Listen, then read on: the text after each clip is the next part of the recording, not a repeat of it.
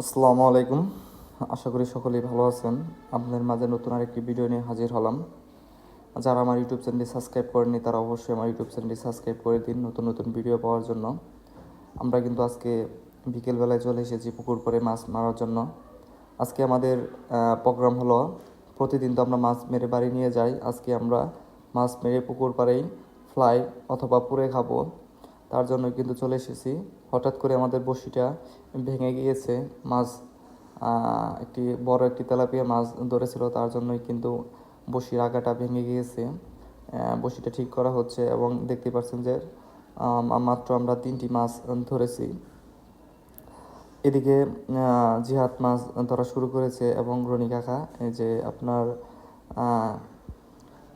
অল্প একটু গর্ত করে নেবে যাতে আমাদের কয়লাগুলো রাখা যায়।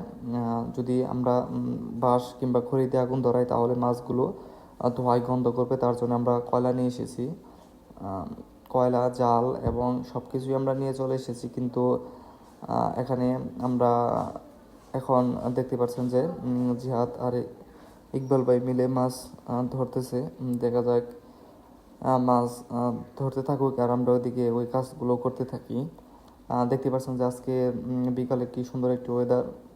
আমরা কিন্তু প্রায় বিকাল টাইম শেষ, মানে সন্ধ্যার সময় কিন্তু চলে এসেছি। যে দেখতে পাচ্ছেন রনি কাকা কিন্তু ইতিমধ্যে কয়লার উপর কিছু খড়ি দিয়ে আগুন ধরিয়ে দিয়েছে। এগুলো ভালোভাবে কয়লাতে আগুন ধরলে কিন্তু আমরা মাছ চড়িয়ে দিব। এখন আমরা যাব মাছ মারতে।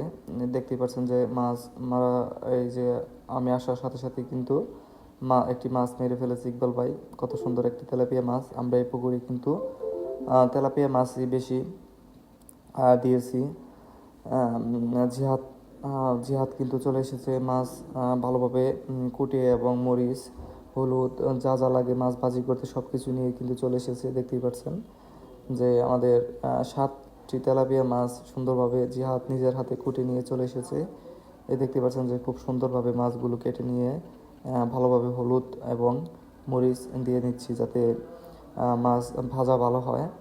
মরিচ হলুদ মাখা শেষ হলে আমরা মাছগুলো জালের উপর রেখে দিব এবং মাছের উপর সরিষার তেল দিয়ে দিব ব্রাশ দিয়ে, যাতে মাছ ভাজাগুলো ভালো হয়। আমাদের মোটামুটি মাছ ভাজা শেষ। দেখতে পাচ্ছেন কত সুন্দর মাছ ভাজা হয়েছে। সবাইকে ধন্যবাদ, সবাই ভালো থাকবেন। আসসালামু আলাইকুম। আর অবশ্যই আমার ইউটিউব চ্যানেলটি সাবস্ক্রাইব করে দিবেন।